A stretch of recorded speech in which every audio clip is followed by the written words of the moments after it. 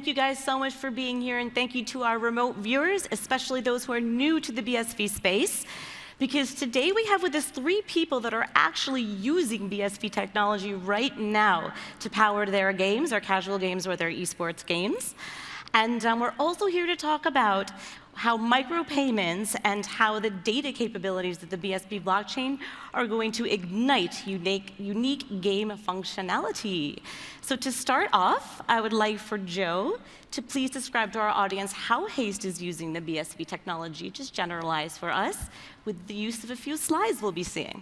Yeah, thanks, Becky. And first off, just on behalf of all the Haste team, it's awesome to be here. This has been great. But we created Haste basically to demonstrate microtransactions. And really, the whole point of what we were trying to do is give people who might not take a deep dive into blockchain a visual representation or demonstration of exactly what a microtransaction can look like and cool things you can do with that. So basically, our platform, we call it an instant leaderboard payout structure, where the simplest way to put it is if you were to spend a quarter on a pinball or a Pac-Man game in a machine at an arcade, you get a high score. Everyone that plays after you, you're going to get a percentage of their plays just for scoring along the leaderboard. Amazing. I think also you did have a couple of slides that hopefully we'll be able to show at some point during the panel for some visuals for you guys. But we do also have a video from Adam of FYX Gaming of his Crypto Fights game.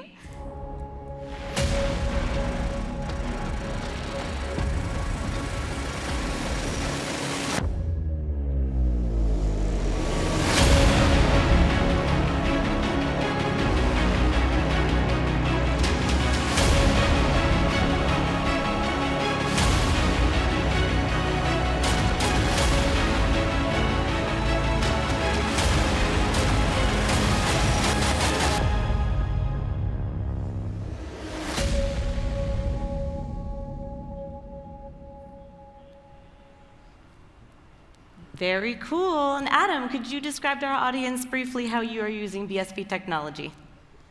Sure. Really end-to-end. Crypto Fights is essentially when you're creating like a move in the game, it's a Bitcoin transaction. And when you get an NFT drop, you know, the NFT is on Bitcoin SV. Really everything that we do is using Bitcoin. And so a lot of the other games, they'll just drop an NFT that uses some kind of system, and they can't really do much more than that, unfortunately. With us, we actually concentrated more on kind of the back end, is that we wanted to have the game client, or what you're using the joystick for, is actually the wallet. And you know, a Bitcoin transaction is your move. And so we kind of really wanted to pioneer really how kind of the IO model works. And you know, I think that's going to go really far as we kind of go through the panel and some of the advantages because of that. Amazing. And Gu, could you please describe to our audience how you're using BSV Tech to Play? Sure. As you may know, Play is a casual game platform which utilizes the BSV network as its infrastructures. And it consists of 10 games. On our platform, player can play various games and to accumulate some data, their profile data, and their scores to gain BSV as rewards. So this leverages the micropayments you mentioned. And another BSV feature we use is Bitcoin script. We use it to ensure the transparency of the games and the platform itself. In the future, we'll utilize that more and engage more games into the Bitcoin script area. This is no-man territory for games before this, so it will be a heavy research area for us in the future. Outstanding. Thank you. And John, I know that you are using blockchain tech at EEG, and you also have some plans for the future. Can you describe to our audience in what ways you're using it? Definitely. So EEG is a rapidly growing company right now with a diverse lineup of different products and businesses. So personally, I'm always on the lookout for great technologies out there that can help enhance the value or utility of those, whether it be internally or externally. And one of the outstanding companies we just acquired is called CoinGeek Zurich, which makes cloud-based solutions for LAN center owners and internet cafe owners that allows them to manage their PC inventory. And most recently, they just came out with a pretty cool project called GG Crypto, which allows these center owners to be able to earn revenue from the PCs while they're idle by engaging in crypto mining for altcoins. But that's just one of the first projects we have right now, but we got many more lined up. Very good. Well, it's nice to know that you are already involved with blockchain tech, John. That's excellent. And that you're here today with us. Great. Thank you guys so much, all four of you, for being here. It's a pleasure. And I wanted to start off by talking about the public ledger and the time-stamping capabilities of the BSV blockchain and how you are really taking advantage of these capabilities with the games that you've built. So I'm going to start with you, Adam, on this one, especially when it comes to the storage of player data and all sorts of data. Yeah, I think one of the things that, especially that we're focused on recently, is game integrity. And if you think of every transaction in a game as your move, and you're signing your identity to that as well, you actually have kind of this full time-stamped ledger of everything that you've ever done in a game. So you have many different ways to kind of look at that. You have kind of a historical aspect where they do this in traditional sports with like Sports Radar, where someone's watching the game and they kind of officially record what happened in the game. Well, we can do that now with video games. We also have the ability to use that data across industries. So especially where John's working is where he sees a lot of the betting, is that if there's a collusion ring going on, this actually just recently happened, ESIC busted them. There was people basically throwing matches. That data is fully public and transparent, so it's not siloed anymore in one company. Everyone's looking at it, so the risk of getting caught goes up. And even if you just want to cheat with something like an aimbot or some kind of hack, it's going to create an anomaly in your data. So there's a lot of cool things that I think the using blockchain can do for just gaming in general. And then I think when you start to kind of really look into the future with the metaverse is that I usually like to give an example of if you're doing like a race car game and it's going through a city and you're racing through the streets and you kind of look up and the air could actually be another game. But you're utilizing the blockchain as kind of this public database. And so in your race car game, you could say, do I want to watch those transactions that are occurring in this other game and include that in my reality of that game, and vice versa. So you could actually have kind of multi-universes of games, so like big MMOs that have oracles that look at other games, or even just straight on-chain data. This could get a little nerdy, but you can basically form games that kind of merge within each other and have whole new experiences from that. So I mean, really, I think the sky's the limit. I think this is the next big innovation in gaming, in my opinion, my biased opinion, I should say. There's just so many cool things that I could see happening, and I think that other than graphics getting better, and VR is kind of okay. AR, it hasn't really come out yet, but even before that, it was multiplayer. Multiplayer really innovated gaming, and so I think this is the next big one where you have. And not even get to the economy of it, as now you have the ability to actually put money to that data, and have, like, for example, the NFT markets and the ability, of play to earn games, and it just goes on and on. So there's just so much there that you can do with blockchain now. Amazing. I know, Gu, you love the word metaverse. I know this. Can you talk to us a bit about how you are taking advantage of the public ledger and time-stamping capabilities of BSV at State of Play? Yeah, just like Adam said, the public ledger brings us transparency about the data, and especially the interactions between games. That's why we build a game platform in the first place. We build a platform, and then we bring more and more games so they can interact. They can generate different kinds of data, and this data brings more value to the players, more than one game can bring. And players can realize that this data could generate much more fun for them. That's why we build a game platform in the first place. And then we have players' data accumulated for them on the platform. This means a lot of different from the traditional platforms.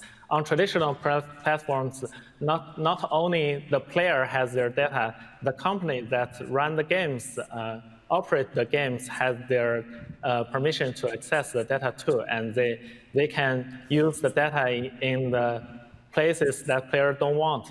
But if players own their data themselves, they can have much more value from it. They can show it to other people and have them attend the game and play with them. And I think a cumulative player profile would benefit the player and bring more fans for them. Very good. And John, I know Adam mentioned you earlier talking, you knew this was coming, to talk about the gambling industry a bit here when it comes to the data timestamping on the ledger, the public ledger. It's really good for regulation, data integrity. Can you speak a bit from the online gambling side on this? Well, I mean, exactly. It's like, as Adam lightly touched on earlier, I mean, any system that is public, it's provable, and it's permanent really has a lot of groundbreaking potential to kind of impact how online gambling operators work with regulators, but as well as just providing an enhanced level of transparency when we're dealing with our bettors, the people that come to our platform and gamble. So I see BSV as, I mean, although we're not currently using it right now, we are definitely exploring projects around it. In fact, my Senior Vice President of Engineering, Tom, is very passionate about the subject. He's kind of a Bitcoin evangelist, so right now he's just trying to learn as much about BSV as he possibly can, because we have a bunch of ideas where we feel that it's definitely going to help enhance not only how we work with governing bodies like the MGA or the UKGC or even New Jersey, where we're trying to enter into now, but just providing that extra level of transparency to users so they know that anything that's currently happening on our site, any of the activities, they're honest, they're above board, and they're within the regulations.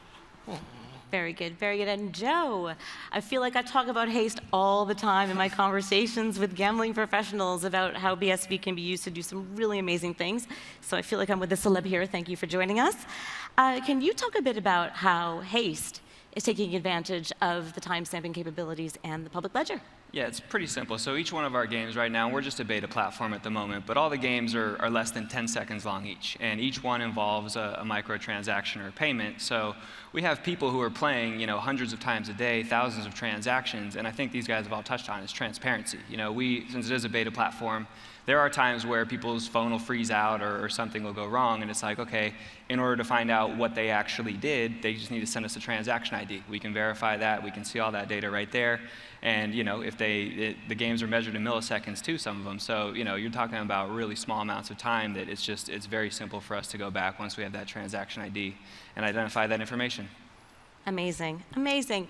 And something else that we always talk about here in the BSV ecosystem are micropayments, because these are really only possible on BSV with the low fees and with the instant transactions. And I believe all of you are using this. John, I know you're talking about it. So let's move on to that subject. Gu, I would love to know how Sato Play is using micropayments on your platform. Yeah, for the micropayments part, it benefits us a lot because player can be paid in a granularity that we defined from 10 or 20 satoshis to a very large volume. The platform can define the granularity so that we can have a chance to give player very tiny rewards on that. I think that's the purpose of the micropayment for us. Very good. And Joe, talk to us about micropayments. I know that's huge with Haste. Yeah, I guess the original purpose of Haste was not necessarily focused on gaming, but how can we simplify micropayments so that my parents could understand it, or my friends who didn't want to spend 2 hours talking about blockchain and Bitcoin could basically just do something and be like, oh, okay, I get it, this makes sense. So with us, every time someone plays a game, if they score within a certain amount, they have a chance to make a leaderboard. And based on your spot on that leaderboard, you're going to get a percentage of every gameplay after that. So, we have games that cost less than a fraction of a penny. We have games that cost a couple $100s. But the whole point is, how can we demonstrate microtransactions that kind of removes the drama and all the names of blockchain and Bitcoin from it and just say, look, this is something simple. Anybody can see it and understand it. And that's really what we've tried to focus on with ours. Yeah, I love that. The first time I tried Haste, I'm like, oh, I don't really want to spend money. And then I'm like, wait a second, this is like a millionth of a penny. Yeah. Well, I think the other thing that's cool about that is we've set up with the Handcash SDK, and if you are on a leaderboard, you're getting instant pings, and that's the whole concept of this instant leaderboard payout. It's like, if you're doing well, you're in the top 10%. It's like you're getting pinged every other second with, there's a fraction of a penny here, here's a fraction of a penny there, and that adds up over time. It's pretty cool. I love that. I love that. And Adam, can you speak to us about micropayments and transactions over CryptoFights? Yeah, and when everyone was talking, I was thinking, our entry fees are, 16 cents and converted into dollars, and can't really do that other places where it makes sense. So we do everything from the entry fees in our PvP matches. We do transfers to another user ID on our system. Our NFT drops are essentially microtransactions. I mean, we do that kind of everywhere in our platform. And that's kind of I think the big advantage. And another example would be, so let's say if you have a really popular game with 1 million players and you wanted to kind of do a promotional NFT drop to them. Just the gas fees alone on a lot of these other chains are going to cost too much. So if that NFT is, basically a penny or less, they're not going to do it unless they're on a platform like BSV. So we have a lot of great competitive advantage on kind of what we can do because of having the ability to do microtransactions. Fantastic. And John, coming from the perspective of a sports betting side or an eSports betting side, what are the benefits of micropayments? I know, for example, Craig Wright will always say that penny slots are something that people would love to do, or maybe, a 50-cent in-play bet or whatever. What kind of advantages would you see? Honestly speaking, he's not too far off on that. So, the obvious thing people would say with microtransactions in the online gambling environment is you can reduce some of the transaction fees that you pay to payment service providers. But with EEG, we're a little bit unique because we're focused on the esports betting community. And with the esports betting community, microtransactions actually allow us to kind of revisit and rethink our entire structure and rules around deposits and withdrawals. Because the esports bettor is a little bit different than the average traditional sports bettor. An esports match is typically consumed on a PC, right? It's not like traditional sports where you go watch it on your big flat screen TV. So because the esports matches, people are watching, a Dota or League of Legends Series Championship on their PC, it allows us to actually embed that stream in our platform. So our session times are much, much longer than what the average sports betting platform would be. But that also opens up those opportunities for those in-game markets that Craig was referring to. Now, the thing about esports betting in those in-game markets, they're not going to be the high volumes of the pre-match bets where somebody just might drop 50 quid on Arsenal going through, but they might drop, $3 or $4, dollars on who's going to get that next kill or who's going to take down that next tower. And having microtransactions as a part of the ecosystem actually allows us to be more flexible when we're actually working with these people when it comes time to cash out. Love that. Very, very exciting. And I also wanted to speak with you guys about the difference between using a blockchain such as Ethereum versus BSV. I bring this up because I know that 3 of you actually have quite extensive experience with Ethereum. And then also, in my experience in the online gambling world especially, we've been talking about Ethereum for a long time, but a lot of us say that it really doesn't work. So it turns them off from blockchain in general. But now we have BSV. So I will start with Gu and have Gu explain, please, what it was like working with Ethereum and what the limitations were when you were working with it. We did some heavy development on ETH last year, but we found the ETH network is generally expensive and slow in some cases. And it's generally not good for game, especially for a high-frequency action game.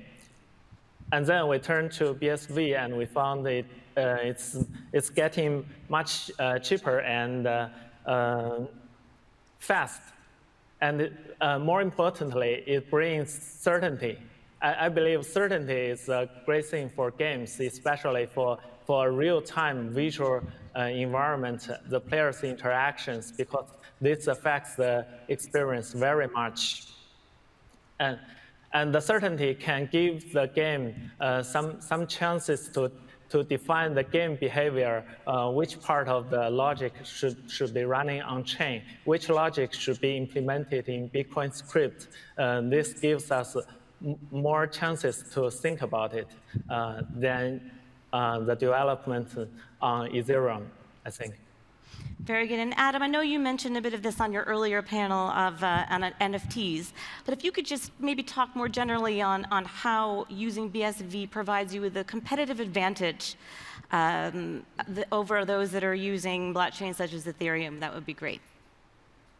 Sure, yeah. I mean, Ethereum was kind of a big part of our project. That's where we first started. And, kind of in a nutshell, we spent about a year just trying to work through the problems that Ethereum had, even at the time. I mean, in terms of like the tooling and how you had to develop. We ended up having to create solutions to fix problems, and they ended up always being like a layer 2 solution because of the just the cost of doing not even microtransactions, but just transactions in general. And when we discovered BSV, we really had kind of a aha moment about how we can really think about all of the things that we were doing differently. So, Ethereum's kind of like this monolithic single thread, and BSV is multi-threaded, and we could think about things like even the metaverse, where, as I mentioned in another panel, is that an NFT that someone owns could actually have storage. So an interesting thing that if you look at a lot of the other projects is the NFTs is really just a serial number, and all of the actual assets or the content or the media is stored on the cloud somewhere, or maybe if you get really techie, IPFS to be cool. But BSV offers the ability to kind of do everything on layer 1, and it's ready. We actually, in terms of layer 2 solutions, we actually used one and they went out of business.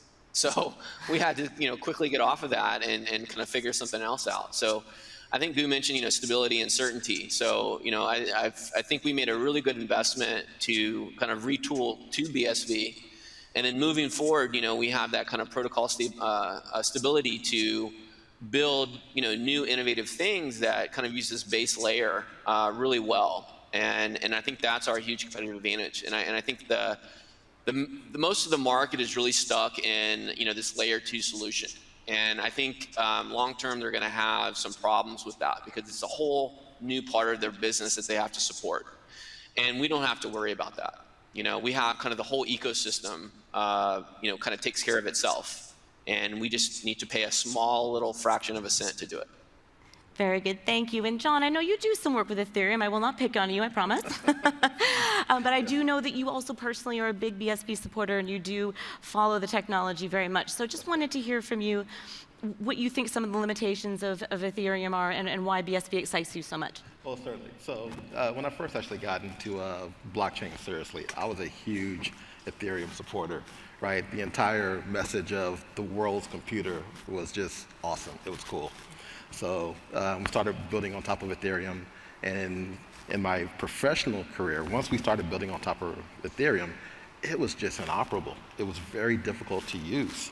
I know the Ethereum community is very passionate, but it's just not scalable for our needs, personally at EEG. It's slow, it's clunky, it's expensive. It's just not something we could use. And outside of personal interest of maybe wanting to see it moon for obvious reasons that are more financial related from a practical standpoint as an enterprise company, you just can't use it right now because what you need to focus on is not the price speculation, the actual utility and its near-term uses.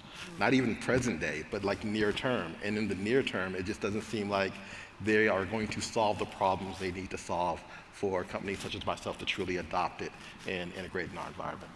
Very good, thank you. And I do realize that everyone here in the audience, I'm sure, pretty much knows the difference between Ethereum and BSV, but a lot of our remote viewers who are new to the BSV space and they're interested in gaming, might have already had bad experiences with Ethereum and think that that's the way that it is working with blockchain. And I wanted to communicate that that's not the way that it is, if you choose the correct technology. But Joe, I know you have not worked with Ethereum, but BSV was the way that you went. You had done quite a bit of research.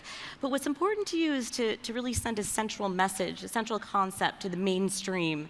And I wanted you to elaborate on that and why you think that's a good way to push the Haste brand forward. Yeah, in terms of like utility, right? For what we do with the microtransactions, you have to be extremely cheap and you have to be fast, or else our platform it wouldn't work. I guess I shouldn't say it wouldn't work. If people want to spend a penny and pay a $7 fee for that, I guess they could. But really, we just wanted to do something where you think about BTC, you think about price go up, you think about Ethereum right now, it's like NFTs and tokens. What was the central message on BSV? And we always just figured, microtransactions are something that are revolutionary. And in games, the things that we do, obviously that's kind of a small picture. But if we could somehow create something that at least demonstrates one hard thing that BSV just absolutely blows everybody else away in, it was microtransactions. And it really wasn't a choice for us. There was really only one blockchain that what we're trying to build would work on. Very, very good. Thank you. And if we can now talk about B2B platforms and SDKs, I know that 3 of you are working on those, and actually several of you already have them in existence, on how we can get developers that maybe aren't so familiar with BSV and get them building games on your platforms and then pushing everything out further to the mainstream. I think I'd like to start with Gu on this. Can you please talk to us about your B2B platform? Sure. About the SDK, at first we just created the SDK for the other developers or game studios to lower the barrier for them to integrate their games into our game platform. And then we realized they need more features about how to leverage the Bitcoin script, the script to enhance their game and maybe make some game logic transparent and public. And I think this will be a heavy feature we will provide in the future. And then we can extend the SDK into something that helps the player to generate their own content in our game. I think that's the most exciting part, maybe in the next few months, I think. Very good. And Adam, I know you're super busy with crypto fights, but FYX Gaming is going to have a really cool B2B platform where you can have other games built on it. Can you please elaborate on that for us? Sure. Yeah, you're right. We just are starting to launch phase 2 of crypto fights and open it to the public to really get users. Hopefully, try to crash BSV. No, I'm just kidding. But do a ton of transactions to show like these other games can't compete on that level. And then, in the later stages, we built a lot of infrastructure because of crypto fights, and we saw a really great opportunity to do this for other games. As I started to look through kind of the eSports industry with competitive tournaments, we have obviously the NFTs and items and whole economies around that, is that we have an opportunity to really disrupt kind of gaming platforms and distribution. Most of the game developers are just kind of a small number in the sea of games on Steam or Google Play. And the freemium models are really tired and played out at this point. And we need kind of a new innovation, I think, in gaming. For example, in crypto fights, you can go in there and you can play for free and you can get comfortable with it. You can collect NFTs and build up your kind of arsenal, and then you can go into the PvP matches and play for a little bit of money, or just try to seek out better equipment, and you can trade and you can do all of these different things. And then as we get players from that, all of those players are great for the next game to come on our platform and have an army of players that can go in there and kind of do various new things that Crypto Fights doesn't have. A lot of these game developers really want to seek a partner. They really need game discovery. There's just so many games that are clones. And I think the competitive gaming angle, as we can kind of see with esports, is that there's a whole new kind of genre of game or a feel of a game that can start to happen. Actually, I recently spoke with John about some other company's game that was entering the space, and it's just a racing game that people compete against each other for like a couple of bucks. And I was like, that's really cool because, all the other things that I can really do is just I can go, find a racing game and kind of play multiplayer. But I don't really have that kind of cash tournament experience or that kind of adrenaline seek that I can with some of these other games that have kind of more at stake. So there's really a lot of opportunities for us. And like I said, we are developing an SDK just like Goo is, and we need to basically make it easy. This kind of reminds me of when we were on Ethereum, is that the tooling wasn't there, and it becomes very complex and costly to go fast and develop what you need to develop. So we're using the Run framework, and that's helped us immensely in going faster in this space. And also, obviously, the fees and all that other stuff make it much easier. But we still need to build up the infrastructure to support millions of players and generate billions of transactions on BSV. And that's really our next phase in the company and with our platform. Wonderful. And Joe, I know for sure that you have an SDK coming soon, TM, for those that know the joke. You've even said to me that you're like, our games are stupid. They're stupid. But it's just to get the concept out there for people. So tell me about what your future plans are for having tons of games on the Haste platform. Yeah, so, I mean, the original people here, we're not really game developers in essence. Like I keep harping on, we've been trying to educate people on microtransactions. But we think that this instant leaderboard payout concept is something that gamers in the future are going to really be interested in. So the SDK that we're building is something for developers that should make it fairly simple for them to focus on creating great content, focus on building awesome games, graphics, all that. And if you do want to incorporate this concept of an instant leaderboard payout, that's where you can come to us and you can literally let us do the work for you. So that's the SDK we have in development right now. We're hoping to get that done before the end of the year and start getting gamers submitting games and making it simple for them to start using the blockchain without really even knowing it. Love it. Absolutely love it. And I do realize we had a whole session on NFTs earlier, but it is a topic that I wanted to cover with these guys here because it's so important in the gaming space. And John, I wanted to start with you. I know that you are looking into NFTs and having the ability to move them across different games. So can you tell us what your plans are? Definitely. So one of the actual products underneath EEG is called eSports Gaming League, which is nothing to do with online gambling. It is a competitive eSports tournament platform. And me and Adam have been having a lot of conversations because I think he's doing some really cool things there, actually. So, if we're going to do NFTs, which we're very interested in doing, we want to do it differently than what the most common way we see people doing it right now, which is just creating an art asset and putting it on OpenSea or some other site and then selling it. Right? We're looking at NFTs of how we can actually incorporate NFTs into our tournament ecosystem, potentially giving it out as some type of an award or a trophy or even a badge. But it's definitely something that we're really, really excited about, which is why me and Adam are going to have hopefully another call next week if he's available. But yeah, definitely. Thumbs up to everyone. You better be making an announcement in the next CoinGeek Conference. I'm counting on it. Awesome. I'm just kidding. And back to you, Joe. I know that you already have player cards and Haste tokens. Can you just describe to our audience what those are all about? So the player cards, Dan, one of the other co-founders and myself, we were professional baseball players before this, and this notion of we always had our own cards, so we thought it would be really cool for our gamers to, be able to basically create their own card for themselves. But what they can do with those actually is it creates liquidity for them. So if you're a gamer and you're, playing a lot and you're good at these games, you can create your own card, and, if you hold your card, it's going to give you 10% back of your plays. Or you can create liquidity for yourself, and you can actually list that card for sale. So whoever purchases it, say for example, if I spend typically 1 BSV a month playing these games, well, I might sell my card for 10 BSVs because the person that's going to acquire it, they're going to say, well, a year from now, I'm going to make my money back and then some. So you're going to have people who start acquiring player cards, and we've already seen this. They're like building teams, and maybe they're not gamers themselves, but they want to be involved in the ecosystem, and it's just a cool way for them to get involved, I guess. Great. And Goo, how are you taking advantage of NFTs as state of play? Yeah, we have a whole NFT solution on state of play for our players, and it's quite a surprise to me that they are playing for such a long time about the NFT cards we made it. But for us, the more important thing is how we give the ability, how we cautiously assign abilities to these cards. It's not only for players to trade around it, it's about how to use it in your games wisely, I think.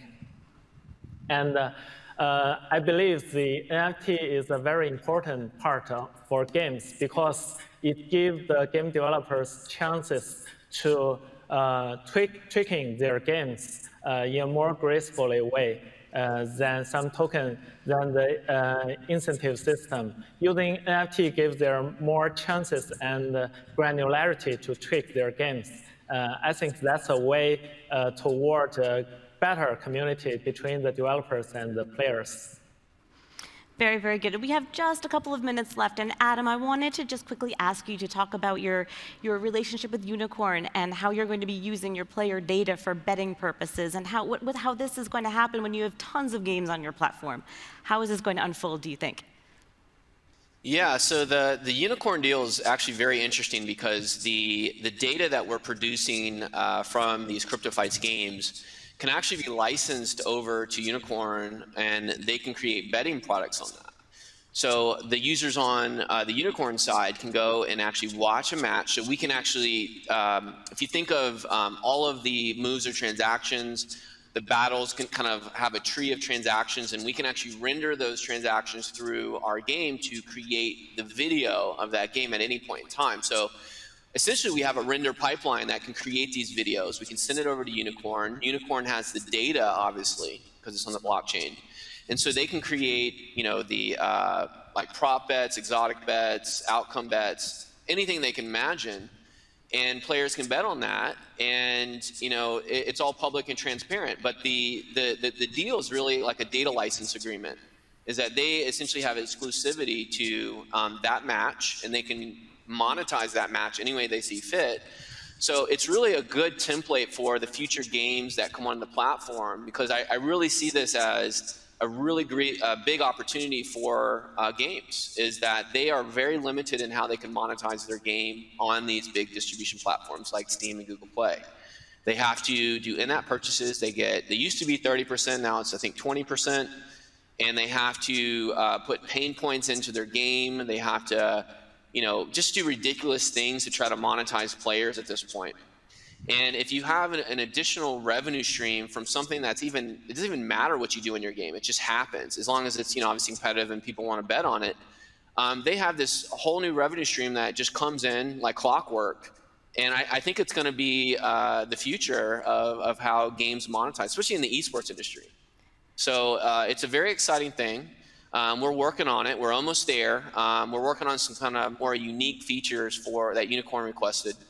And we hope to achieve that because we just launched CryptoFights, and we're generating PvP matches now. So we actually have the battles to send over to them. And so we just got a couple more things to kind of do for them, and we should start to go live pretty soon, I think. Super cool. And in the 50 seconds we have left, John, is there anything you wanted to add from the esports betting perspective on what Adam just said? He covered it very, very nicely, obviously, so not much I can add. But, literally, at the end of the day, there are just a lot of very good use cases for BSV in terms of the iGaming industry, and it's really about picking the one that has the most amount of value. iGaming in general, there's a level of distrust amongst online operators that a lot of people in the world have. So Bitcoin being a network and a protocol that's immutable, is transparent, just implementing it in some form or another is going to go a long way towards enhancing that trust level.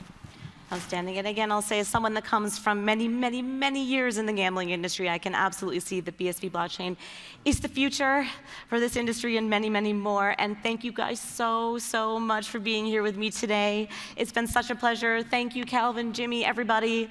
And we'll catch you in the next panel.